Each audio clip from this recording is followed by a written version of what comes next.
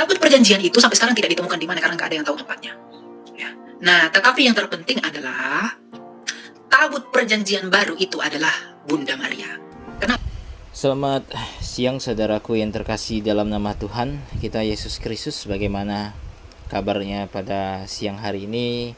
Ya, mudah-mudahan kita semua dalam keadaan sehat, dalam keadaan yang dilindungi oleh Tuhan. Ya, saya berharap apapun yang dikerjakan oleh Bapak Ibu penonton setia dari channel YouTube saya, apapun yang dikerjakan sekiranya Tuhan berkati begitu. Tuhan berkati dan Tuhan berkenan untuk menuntun Bapak Ibu saudara-saudari sekalian untuk semakin memiliki pengetahuan yang lebih dalam mengenai firman Tuhan. Nah, hari ini kita akan belajar firman Tuhan sekali lagi seperti minggu-minggu sebelumnya. Kali ini kita akan belajar mengenai tabut perjanjian. Nah, sebelum kita belajar, mari kita berdoa terlebih dahulu biar saya yang pimpin. Bapa di sorga, terima kasih atas kasih-Mu kami pada siang hari ini diberi kesempatan untuk belajar firman-Mu. Kiranya Engkau anugerahkan hikmat bagi kami agar kami dapat memahami firman-Mu dengan baik, agar kami dapat semakin dewasa di dalam iman ketika membaca dan mempelajarinya. Berkati juga hamba-Mu yang menyampaikan, kiranya dapat menyampaikan sesuai dengan kehendak-Mu. Hanya di dalam nama Tuhan kami Yesus Kristus kami sudah berdoa dan mengucap syukur. Amin. Nah, hari ini saya tertarik membahas mengenai tabut perjanjian karena kemarin tepatnya saya mendapatkan sebuah video dari YouTube.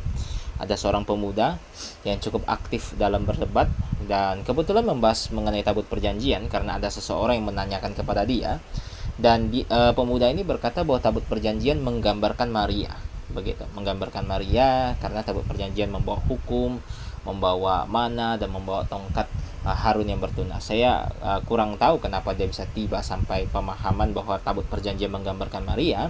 Tapi kembali, apakah tabut perjanjian menggambarkan Maria atau tidak?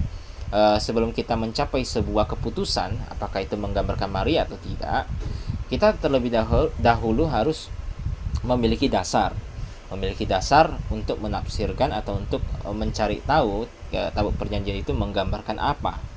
Coba kita lihat dalam Lukas 24:27. Lukas 24:27 dikatakan, lalu yang menjelaskan kepada mereka apa yang tertulis tentang dia dalam seluruh kitab suci, mulai dari kitab kitab Musa dan segala kitab nabi-nabi. Nah, hal ini diulang lagi nanti di ayat ke-44. Kalau kita baca ya, dikatakan ia berkata kepada mereka, inilah perkataanku yang telah aku katakan kepadamu ketika aku masih bersama-sama dengan kamu, yakni bahwa harus digenapi semua yang ada tertulis tentang aku dalam kitab Taurat Musa, kitab nabi-nabi dan kitab Mazmur. Jadi Tuhan Yesus memberikan sebuah petunjuk bagi kita bahwa perjanjian lama itu menuliskan mengenai dia. Perjanjian lama menuliskan mengenai dia. Jadi kalau kita ingin tahu tentang apa yang terjadi dalam perjanjian lama, kita ingin menafsirkan perjanjian lama dengan sangat baik, kita ingin mempelajari firman Tuhan pada bagian perjanjian lama dengan sangat benar, maka kita harus memiliki titik fokus kepada Yesus Kristus. Karena seluruh perjanjian lama, baik kitab Taurat, nabi-nabi maupun Mazmur, itu berbicara mengenai Yesus Kristus. Nah, tidak terluput juga dengan kemah suci, perabotan kemah suci, bahkan tabut perjanjian yang akan kita bahas saat ini. Itu semua juga menceritakan mengenai Yesus Kristus, begitu. Itu semua juga berbicara mengenai Yesus Kristus. Maka oleh sebab itu, pada poin satu ini, saya percaya bahwa tabut perjanjian tidak menggambarkan Maria, tetapi tabut perjanjian menggambarkan Yesus Kristus. Kenapa saya tiba pada kesimpulan ini? Karena Yesus sendiri yang memberikan sebuah petunjuk untuk kita dalam mempelajari perjanjian lama, terutama misal kita ingin belajar kemah suci, tabut perjanjian dan lain sebagainya, begitu. Tuhan sendiri yang mendeklar, yang mengumumkan bahwa itu berbicara mengenai dirinya, begitu. Maka sangat masuk akal jikalau saya melihat tabut perjanjian itu bukan menggambarkan Maria tetapi menggambarkan Yesus Kristus.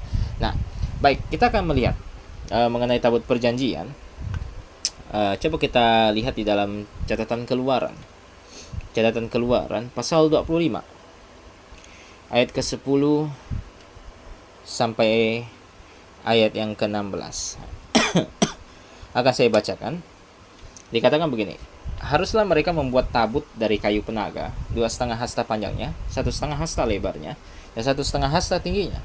Haruslah engkau menyalutnya dengan emas murni dari dalam dan dari luar. Engkau harus menyalutnya dan di atasnya harus kau buat bingkai emas sekelilingnya. Haruslah engkau menuang 4 gelang emas untuk tabut itu, dan pasanglah gelang itu pada keempat penjurunya, yaitu 2 gelang pada rusuknya yang satu dan 2 gelang pada rusuknya yang kedua. Engkau harus membuat kayu pengusung dari kayu penaga dan menyalutnya dengan emas. Haruslah engkau memasukkan kayu pengusung itu ke dalam gelang yang ada pada rusuk tabut itu, supaya dengan itu tabut dapat diangkut. Kayu pengusung itu haruslah tetap tinggal dalam gelang itu, tidak boleh dicabut dari dalamnya. Dalam tabut itu haruslah kau taruh ulo hukum yang akan kuberikan kepadamu. Begitu. Jadi ini catatan singkat mengenai bagaimana tabut harus dibuat. Nah, seperti yang saya katakan tadi, tabut itu menggambarkan Yesus Kristus. Nah, tadi kita lihat di ayat 16 dikatakan bahwa tabut di dalamnya harus ditaruh loh hukum. Harus ditaruh loh hukum. Dan semua yang masuk ke dalam tabut itu nggak hanya loh hukum sih, tapi ada mana dan ada tongkat Harun yang bertunas, begitu. Jadi ada 3 benda yang dimasukkan ke dalam tabut ini, begitu. Dan keseluruhan ini menggambarkan Yesus Kristus, begitu. Keseluruhan ini menggambarkan Yesus Kristus. Misalnya, tabut di dalamnya ada loh hukum. Nah, ini menggambarkan apa? Ini menggambarkan Yesus Kristus yang datang membawa firman Tuhan. Yesus Kristus yang datang menyimpan firman Tuhan, membawanya di dalam hati. Menggambarkan Yesus Kristus yang tunduk kepada firman Tuhan. Menggambarkan Yesus Kristus yang meninggikan firman Tuhan. Digambarkan dengan sangat baik oleh tabut yang membawa 2 loh hukum di dalamnya, begitu. Nah, mari kita lihat di dalam Mazmur 40. Dalam Mazmur pasal 40, kalau di Lembaga Alkitab Indonesia itu ada di ayat ke-7. Ayat 7. Benar, ayat 7. Dikatakan begini, engkau tidak berkenan kepada korban sembelihan dan korban sajian, tetapi engkau telah membuat telingaku. Korban bakaran dan korban penghapusan dosa tidak engkau tuntut. Ayat 8 dalam Lembaga Alkitab Indonesia, lalu aku berkata, sungguh aku datang, dalam gulungan kitab ada tertulis tentang aku. Ayat 9 dalam Lembaga Alkitab Indonesia, aku suka melakukan kehendakmu ya Allahku, Tauratmu ada dalam dadaku. Nah, Mazmur 40 ini adalah Mazmur mesianik, begitu. Bahkan di ayat ke-7 dalam Lembaga Alkitab Indonesia, kita bisa melihat perikop paralelnya itu di dalam Ibrani pasal 10 ayat 5 sampai 7. Dalam Ibrani pasal 10, saya percaya yang penulis surat Ibrani adalah Rasul Paulus. Rasul Paulus di sini mengutip Mazmur pasal 40 untuk menekankan poin bahwa Yesus Kristus adalah Mesias yang dijanjikan. Dikatakan di Ibrani 10, korban dan persembahan tidak engkau kehendaki, tetapi engkau telah menyediakan tubuh bagiku. Jadi dia mengutip Mazmur 40 ayat 7 dalam Lembaga Alkitab Indonesia, begitu. Jadi Mazmur 40 adalah Mazmur mesianik berbicara mengenai Yesus Kristus. Nah, kita lihat di ayat ke-9 dalam Lembaga Alkitab Indonesia. Dikatakan bahwa Yesus Kristus katanya ketika dia datang nanti, Tuhan sediakan tubuh bagi dia, dan katanya Taurat Tuhan atau firman Tuhan ada dalam dadaku. Taurat Tuhan ada dalam dadaku. Jadi Yesus Kristus ketika datang ke dalam dunia, dia datang bukan dengan maksud dan tujuan untuk menggagalkan hukum Tuhan atau menggagalkan hukum Taurat atau untuk menentang hukum Taurat atau menentang firman Tuhan. Tidak, dia sebaliknya begitu. Dia datang untuk menggenapinya. Dia datang membawa hukum tersebut. Dia datang menjunjung tinggi firman Tuhan. Begitu. Itulah sebabnya dalam Galatia pasal 4 ayat 4 apa yang dikatakan di situ?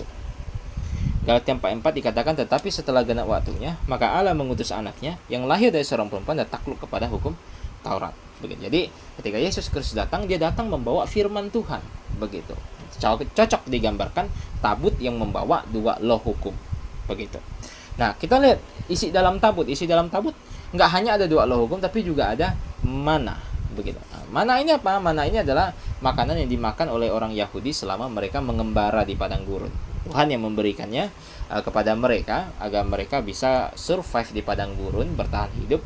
Mereka selama di padang gurun tetap punya makanan, yaitu mana, begitu. Nah, mana ini menggambarkan apa? Tidak perlu jauh-jauh kita putar-putar, kita pusing-pusing menganggap mana menggambarkan raja lah atau apalah, begitu. Nah, mana ini menggambarkan apa? Mana menggambarkan Yesus Kristus juga yang adalah roti hidup, begitu. Nah, ini kan Yesus Kristus sendiri yang umumkan dalam Yohanes pasal 6 ketika dia berbicara dengan orang Yahudi. Dia berkata bahwa nenek moyangmu berkeliling di padang gurun makan roti dari sorga, tapi mereka semua sudah mati begitu. Nah, tetapi roti sorga yang sesungguhnya telah turun. Siapa dia? Dia adalah Yesus Kristus begitu. Dia adalah Yesus Kristus, dan barang siapa yang makan dagingnya begitu, menggambarkan barang siapa yang percaya bertobat kepada dia, mereka akan beroleh hidup yang kekal. Jadi Yesus Kristus yang mengumumkan dirinya sendiri, dialah sang roti yang sejati begitu. Begitu. Jadi mana menggambarkan Yesus Kristus sebagai sang roti hidup begitu. Nah, tidak hanya mana, tetapi juga ada tongkat Harun yang bertunas. Nah, tongkat ini kan adalah kayu mati begitu. Dia kayu mati, ya kalau Anda punya tongkat, Anda tancap ya nggak akan tumbuh lagi begitu. Ya namanya tongkat kan begitu. Dan ketika orang memakai tongkat, tentu yang dia perlukan fungsinya begitu. Dia nggak perlu keindahannya begitu. Dia mau tongkatnya bentuknya seperti apa, yang penting fungsinya enak dipakai begitu. Nah, ini menggambarkan apa? Nah, tongkat yang tidak indah, yang mati begitu, yang tidak hidup ini, itu menggambarkan Yesus Kristus yang inkarnasi ke dalam dunia, mengambil rupa menjadi seorang hamba, dan dia harus mati di atas tiang salib, dia harus dikubur begitu. Tetapi tongkat Harun yang mati itu ternyata dia bertunas kembali.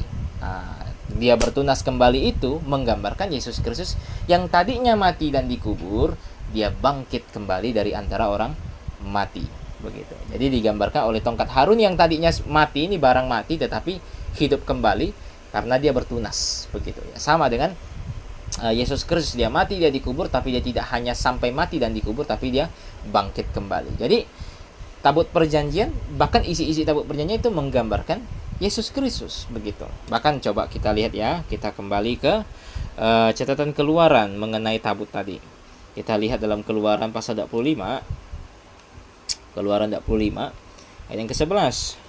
Dikatakan, haruslah engkau menyalutnya dengan emas murni dari dalam dan dari luar. Engkau harus menyalutnya, dan di atasnya, di atas tabut katanya, harus kau buat bingkai emas sekelilingnya. Kata bingkai di dalam King James Anda bisa baca sendiri di bagian bawah Alkitab saya, diterjemahkan jadi mahkota begitu. Jadi, dan di atasnya harus kau buat mahkota emas di sekeliling begitu. Nah, mahkota emas ini menggambarkan apa? Mahkota emas ini menggambarkan Yesus Kristus sebagai raja. Dia menggambarkan Yesus Kristus sebagai raja. Nah, Yesus Kristus ketika lahir, dia lahir sebagai seorang raja begitu.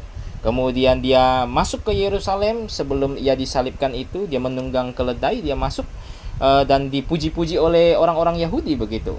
Inilah hosana bagi anak Daud dan lain sebagainya begitu.